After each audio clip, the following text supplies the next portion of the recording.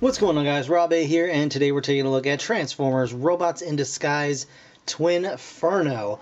So obviously Twinferno, or Center Twin as he's known in the G1 days, finally joins the ranks of Robots in Disguise, and they have an interesting take on the character. He's no longer a two-headed dragon. He still keeps the same basic profile, but he is now instead a twin dragon-headed, like, stealth bomber looking kind of plane thing. It's really, really interesting. So he transforms in 8 steps, as you can see. Let me lift this up a little bit. Shown on the back here. Obviously there's a co-sell for the app, well, an ad for the app. I guess it's free, right? Which shows that it is available through June 30th, 2019. Getting there, guys. Getting there. So yeah, you see a little blur, a little image on the side, warrior class, all that fun stuff. Not much else to say about this as far as the packaging goes. He's part of the Combiner Force team, and that's about that. So we're going to go ahead and get him out of the package, and we're going to check him out right now. Alright guys, so here we have Robots in Disguise Twinferno, and as you can see, he's very, very different. Very different from, previous Twinfernos or Center Twins that we've had in the past. So he's obviously a dragon-headed bomber jet of some kind. He's got a little like cockpit area up here in the front, some wings on the side, and you can just kind of see the robot kind of folded up underneath there. He does have some flames coming out here. These are actually his swords or weapons. I'm not sure exactly what they're meant to represent. They could be either. They have a little square peg on the end here, and they also have a 5mm round peg on the side, just at the base, which you can use to, I guess, plug it into the back of the vehicle mode if you want to. He does have a little peg hole right back here. He also has some peg holes underneath the dragon heads, so you can, if you really want to, stick those on there if that's more your speed, or you can just kind of hang on to them or plug them into the back of the vehicle mode. As you see here, there's a little square peg. You also get on the inside here another square peg on the inside, so you might be able to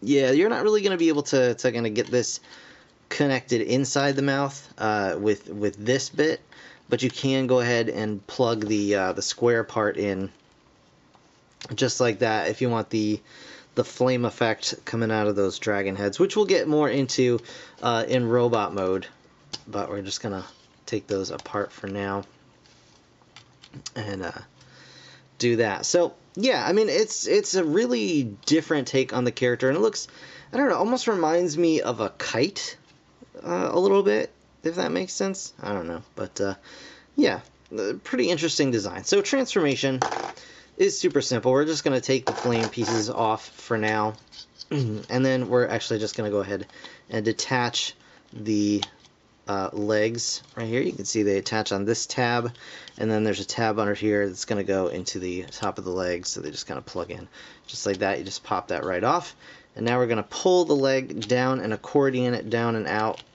and then back in, and then the same on the other side, just like that. And that's going to be the legs, and you can go ahead and press these pieces in to form his toes. Now, they do have a little peg and slot here, or a little tab and slot here for the vehicle mode. And for the robot mode, I guess they're meant for this little tab to fit into that little slot, but it doesn't really work all that well. They're just on a friction joint here.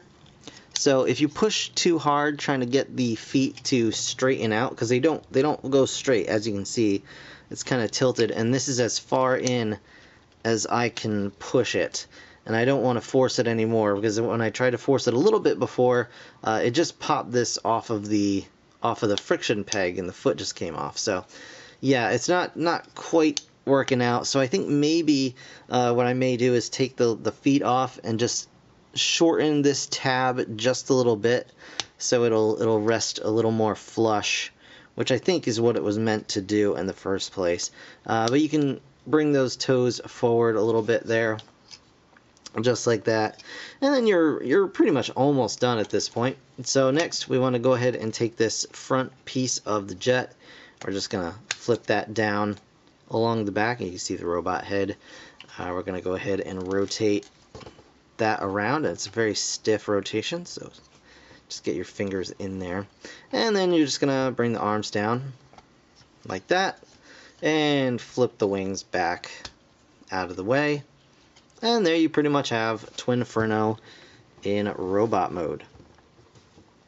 So there he is. And I mean, he's a pretty nice little robot. I mean, he's got some good stuff going on. He does stand up okay, so maybe these are meant to kind of stay like this, but he can get very easily back heavy if you're not careful. So just be aware of that. But he does stand up all right, and like you saw before, he does have a rotating head. He does have rotation in the neck. He's got a ball joint for his shoulders. He does have a bicep swivel. He does have an elbow joint.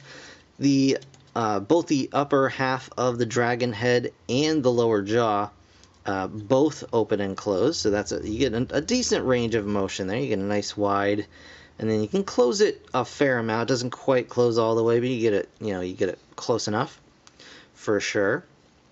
He has no waist articulation whatsoever, but it does have ball jointed hips and a thigh rotation, and then a nice knee bend there as well. And you can, as you saw, you can get the toes just a tiny little bit out of the way there. So back to these flame pieces. So you can, of course, have him with the flame bit here, and I guess that's so you can kind of, I'm not exactly sure why you would really want that, so you can kind of have it off to the side if you wanted to, like swing it or like rotate it around, I guess, if that's something that's that you're into.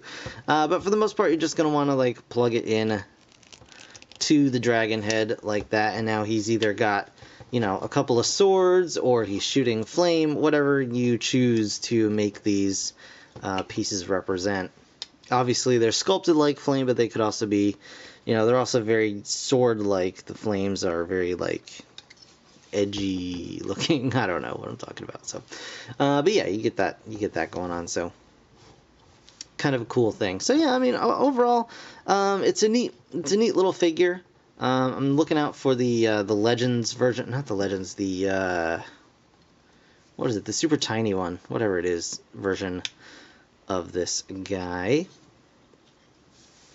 There we go. But overall, yeah, it's a nice little figure. It's easy to transform back and forth. I like the dragon head design. I actually like the vehicle mode design. I think it's pretty cool. It's got some decent paint apps, not a whole lot, but the ones that it has are decent. The dragon heads look nice. They're nicely sculpted. I like that they're articulated, and the flame effects work pretty well, I think. So overall, a pretty decent figure, if just rather basic and simple. So overall, pretty cool. That's going to do it for this review, guys. I want to thank you so very much for watching. As always, if you enjoyed the video, please hit that like button. It really does help me out. Of course, subscribe if you want to see more in the future.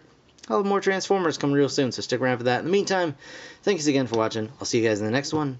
Bye for now.